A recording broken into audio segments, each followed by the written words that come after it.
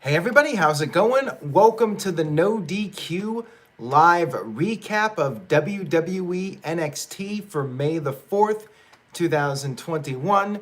Shout out to everybody in the chat room and everybody watching this on demand as well. Thank you all for your continued support and viewership. And if you're a new viewer and you enjoyed this video, please consider subscribing and turning on that notification button for updates as they become available. Now, let's go ahead and break down this NXT episode. We kicked it off hot and heavy with a Falls Count Anywhere match between Leon Ruff and Isaiah Swerve Scott. Scott hit Ruff with a knee to the face right off the bat, knowing that Ruff was feeling emotional, wanting to get at Scott. They fought to the outside of the ring. It was a street fight. They went back into the ring. Swerve hit this, what I would like to call a superplex. Check it out if you haven't seen it. It was pretty cool. But Swerve was showboating a little bit too much, and Ruff was able to make a comeback. Scott ended up grabbing a toolbox and throwing it at Ruff, but missed. They fought back over by the stage again. They went into the ring. They were all over the place. Ruff made a comeback. He hit a crucifix bomb off the top for a near fall. And then you had Ruff hitting a reverse Hurricane Rana off the apron to the floor, which looked really cool. Ruff was on fire at this point. He started using the toolbox, which was something that Scott had introduced into the match. And then Ruff hit a big frog splash, but Scott was able to kick out of that. And then Ruff hit a series of cutters. He hit one off the top rope in the ring, and then he hit one on the outside of the ring to the floor. They then went over the barricade, and Ruff, he climbed up to the top of this platform where the hard camera was set up. He jumped off, but we had this guy, AJ Francis, who's actually on the WWE Most Wanted Treasures series on A&E. And he's also called Top Dollar. He basically stood in front of Swerve and caught Ruff, slammed him onto the apron, and then Scott got Ruff back in the ring, finished him off, and picked off the victory. So really nice opening match here. Lots of great stuff from these guys. And you kept Ruff looking strong in defeat with a little bit of interference from Scott's, I guess, bodyguard. But yeah, really good opening match to kick off the NXT show. Elon Brown says Swerve and Ruff have good chemistry. Absolutely. I agree 100% with that. Tic Tat Tat says NXT on fire tonight. We had Johnny Gargano interrupting William Regal's meeting with Scarlett. Austin Theory was there, and Austin took a look at Scarlett and was like, man, those are some huge. But he didn't say what they were. He just said, those are huge. Are they real? They are the biggest nails he's ever seen. He was checking out her nails. Interesting character, that Austin Theory. We had Asher Hale making his I believe, first appearance in NXT against Cameron Grimes, and it was a glorified squash match. Hale got a little bit of offense, but it was basically a showcase match for Cameron Grimes, who picked up the victory and then was heading out to go to the VIP room. He was going to go straight to the VIP room. Backstage, we had Frankie Monet introducing herself. She's been doing this the last few weeks. This time she introduced herself to Casey and Caden. And backstage, you had a big celebration with Cameron Grimes and Everrise as Cameron Grimes was leaving to go to the VIP room. Daniel sent in a $5 super chat, first one of the evening. Thank you for that, Daniel. I appreciate it. He says, can Blood and Guts top NXT tomorrow night? Probably. I'm willing to bet it will, but this was a pretty damn good NXT show, and we still got more to talk about here. But I'm going to go ahead and say yes. AEW will pull it off unless they totally screw up the blood and guts match. I think it's very likely that they will put on one of AEW's best matches to date. I'm going to go on record and say that. Is it a bold prediction? I don't think so. I think with those guys, they're fully capable of delivering an all-time classic in AEW. Johnny Boy seems to disagree. He says he thinks Blood and Guts will be all hype. And Elon Brown says, I'm already tired of Frankie Monet. Let her wrestle.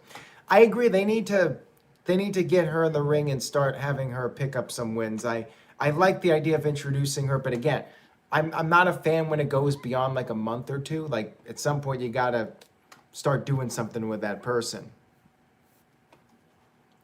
We had the Grizzled Young Veterans. They were cutting a promo, but they were interrupted by their opponents, Tommaso Ciampa and Timothy Thatcher. Ciampa and Thatcher were working well together early in the match, but then some illegal tactics from the veterans doing an illegal tag. Ref did catch it, but it was enough to help the veterans get the upper hand. And eventually, Ciampa got the hot tag. Everything broke down with all the guys in the ring. And Drake ended up sending Ciampa over the announce table. And at some point here, Ciampa grabbed Wade Barrett's shoe. And Ciampa threw Barrett's shoe into the ring, and the referee was distracted with Ciampa. Thatcher used the shoe, and then Thatcher tapped out Gibson for Ciampa and Thatcher to pick up the victory here. So Ciampa and Thatcher, you know, they had to one-up the veterans when it comes to the dirty tactics to pick up the victory. Good match here, of course, from these guys. And we had Johnny Gargano backstage running into William Regal, wanting the upcoming North American title match with Bronson Reed to be canceled. But Regal was like, nope, not being canceled. And furthermore, next week, Austin Theory has to face the NXT World Champion, Karrion Kross. So Theory is going to have to stop checking out nails and start focusing on his opponent for next week, Karrion Kross.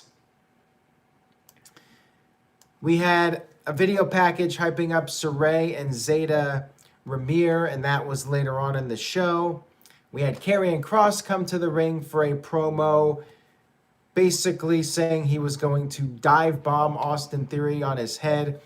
Kyle O'Reilly quickly interrupted things and said he's not afraid of Kross. He wants his match. Pete Dunne interrupted. This started to feel like a main roster segment at this point. Dunne called himself the baddest man in NXT. Then we had Balor interrupt. Balor said he's already beaten Pete Dunne. He beat Kyle O'Reilly twice. He took a cheap shot at Kross, and Kross knocked Balor down. Dunne took a cheap shot at Kross, but Dunne got tossed over the top. Basically, everyone was trying to beat down Karrion Kross, but they were unsuccessful. Then we had security arrive, and then Gargano and Theory showed up. They attacked Kross, but they were still struggling to take him down. Eventually, with dueling super kicks, they managed to get him down. And then Gargano hit Kross with the North American Championship. Gargano and Theory then escaped in a waiting car after the commercial break. So I liked the segment because you had a lot of people staking claim to the NXT Championship. You know, it feels like the title's important when everybody wants a crack at it. I'm just not the biggest fan of the interruption segment where one guy comes out, then the next guy comes out. But in general, I like the idea that a lot of people were trying to take out the champion. He's got that target on his back. And Johnny Boy said maybe an Armageddon Hell in a Cell match. I'd be all for that. I'd love to see a Hell in a Cell match in NXT with the top contenders. Do like a six-way. Do a throwback. You know, that Armageddon 2000 match was a hell of a match, but we haven't really seen a six-way Hell in a Cell match since, to my knowledge. I don't think there has been one. I know they did do a tag team Hell in a Cell match. They actually did a few of them, but not anything with, I think, more than 4 people in one match. So anyways, we had Sarray versus Zeta Raymir. And it was a fine match, not a whole lot to it, just more of a showcase for both of them. They're the new stars, and more about Sarray getting her established. And Raymir did make a comeback a little bit, but it was mostly Sarray that controlled the match, and Sarray did pick up the victory, suplexing her, taking her to Suplex City, picking up the win. So this was fine. We had Walter giving a pep talk to Imperium backstage on Zoom. And Walter is going to be on Corey Graves' After the Bell podcast this coming Friday, I believe. We had another promo for the Diamond Mine, which apparently is not about Tessa Blanchard. So who is it? We don't know. And I guess people will continue to speculate.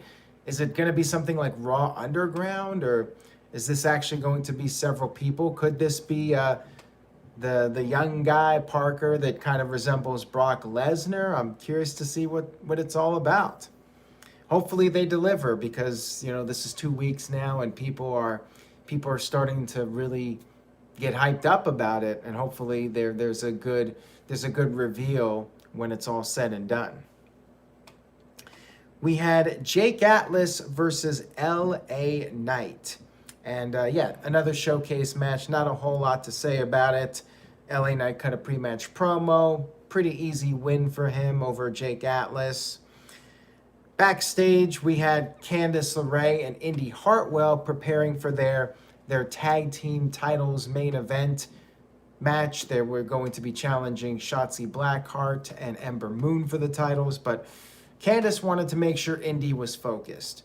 There was a drawing of Dexter holding Indy, which Candice hid from Indy, put it in one of the lockers, and then there was a door. Dexter was on the other side of the door, so Candice made sure to close the blind so Indy did not see him. Candice was very determined to make sure that Indy was focused on their match. And we had Toni Storm cut a promo about Zoe Stark, called her the flavor of the month, future nobody, and Toni said she brought Zoe into wrestling and she's going to take her right out of wrestling. We then had a promo with Legado del Fantasma. Basically, the three of them cut promos about Kushida and MSK. Kushida appeared on the screen and basically said if Santos Escobar wants a match, he's got it. And Escobar accepted. And next week, it will be a 2 out of 3 falls match. Interesting. They're going to be doing that. And next week, they got a pretty big show. They got that match. They got the women's title match, which, speaking of that, we had a little face-off between Raquel Gonzalez and Mercedes Martinez. Mercedes said she's hungry. She has something to prove. She's not intimidated by Raquel. Raquel said that, yes, Mercedes helped set the bar, but then Raquel set the bar so high that nobody could ever reach it. And she has surpassed Mercedes in 1 year. 1 year, according to Raquel, she accomplished more than Mercedes did in her whole career. So there you go. We got that match set up for next week. Then we had Cameron Grimes at the Vanguard Theater, which I was told is a real theater in Orlando. It was not something WWE created as like, hey, we're doing a little reference to Matt Hardy, but worked out, right? Like they had the drones there, Vanguard Theater, and perfect touch there, right? And this segment had Jeremy Borash written all over it, I think. You had Grimes walk up to the bouncer, and the bouncer said that Grimes is not on the list. And as a matter of fact, only one person has a reservation for the entire place. Cue the limo showing up with a dollar sign, and there he was once again, Ted DiBiase, Cameron Grimes' biggest foil in NXT. Once again, getting the better of Grimy. TJS with a $3 super chat. Thank you for that, Tyler. He says, I don't buy Raquel as champion. Seems unready/green. I kind of get what you're saying with her. And during that face-to-face, like, I thought both of them sounded a little off, like not really believable with their delivery. Like it felt like they were delivering scripted lines. So I get what you're saying, and they're doing the big woman gimmick with her, but I do think she's doing well, and she has definitely shown progress in the past year. And sometimes you got to go with the timing, and I felt like she has been building momentum, and if you had her lose, that would take away a little bit of the aura that she's been developing, the big woman who's unstoppable. So I do think the timing was right in the sense that the character had the momentum built up. But yeah, maybe another 6 months to a year before she won the title would have been more ideal. But hey, sometimes you just got to go with it. Goldberg won the WCW title, and by no means is this anything like Goldberg, but what I'm trying to say is when Goldberg won the WCW title, yeah, he could have had another year or two of experience. I mean, he was on TV for less than a year, but they had that momentum. And this is a far lesser degree with Raquel Gonzalez, but she was building up some momentum, and, they wanted to keep it going with her. So anyways, enough of that. We had Ember Moon and Shotzi Blackheart getting ready. They were going to go into their tank, but Frankie Monet's dog was there, and unfortunately for Shotzi and Ember, there was a little accident. Actually, it wasn't a little accident, apparently. It was a big accident. A lot of poop in the tank. So Ember and Shotzi had to just go without their tank for this match. And I really liked the outfits that they were wearing. They could have dressed up like Star Wars characters for the 4th, but they actually dressed up like horror characters, so big thumbs up for me. You got Shotzi dressed up like Freddy Krueger, and Ember a little bit less noticeable, but like a Jason type outfit from Freddy vs. Jason. So I thought that was really cool that they had the horror themed outfits. So we had our main event, Shotzi and Ember defending against Candice and Indy, and this was a street fight. They had a whole bunch of weapons. I mean, this was wild. You had chairs, you had ladders, you had tables, a lot to describe. I posted some highlights over on NoDQ.com if you're interested in seeing some of the visuals from the match. But yeah, we had a lot of big spots in this match. We had a ladder set up on the outside, one of those ladder bridges, and Shotzi did a senton off the top onto Candice through the ladder. And we had a fire extinguisher used by Candice at one point. And then we had Indy slammed onto a table. She kicked out of that. And then you had Indy holding up Shotzi on a ladder, and Candice was doing this springboard moonsault off the top, so they were working together. The heels were gaining the upper hand for a while, and then they ended up back on the outside of the ring, and you had Shotzi climbing up the scaffold. You had Indy laid out on the announce table, and Shotzi did this crossbody splash off the top, about as high as she could go off of this scaffold. Crazy moment in this match. And then back in the ring, there were more near falls. Indy did a springboard elbow drop to Ember through a table on the outside of the ring. And then back in the ring, Candice finished off Shotzi with a wicked stepsister, which is her version of the curb stomp, onto a chair, and picked up the 1-2-3 victory, giving us brand new NXT Women's Tag Team Champions. I would have preferred a longer title reign, since if you recall, the first title change for the new titles was very quick, same night, and that was, a month and a half ago? But hey, I'm all for Candice and Indy being the tag team champions. Match was great. I mean, right up there, as far as I'm concerned, with the AEW Lights Out match from a couple of months ago. I mean, the ladies just went all out for this. Great stuff here. Definitely recommend checking out the main event. Gary with a $2 super chat says, thank you everyone for supporting the channel. Team No DQ rocks. I appreciate that comment, Gary, and I appreciate you being part of the chat room on a regular basis. So, NXT, really good show this week. Damn good show this week.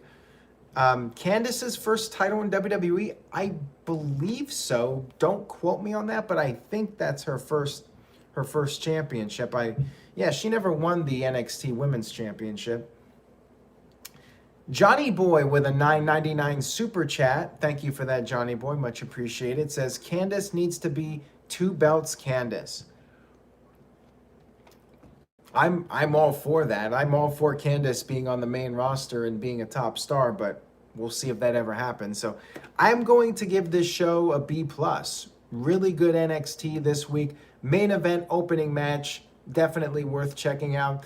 The middle of the show was fine. Like, I wouldn't say there was anything in the middle of the show that you really need to go out of your way to see, but definitely the first match and the last match were well worth watching, and you should check it out. Check both matches out if you haven't already. Nick, Tic Tat Tat, and Johnny Boy all give it an A-. Gary gives it a solid B. Caleb Jacobs with an A+. Caleb, what is your scale? Because I see like these A+s from you, which for me an A+ is like one of the best shows I've ever seen in my life. So it's very rare for me to give a show an A+. So you must just, if you like the show or love the show, you just give it an A+. But like, I set the bar really high. It's got to be like top tier to get an A+. And TJS gives the show an A. Interesting coming from TJS. Nick Lavin with an A-, and CC Drink with a B. Darren gives the show a B+.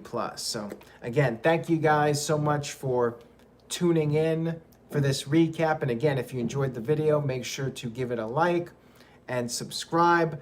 Tell a friend about the NoDQ.com YouTube channel. And of course, stay tuned to NoDQ for the latest wrestling news and rumors.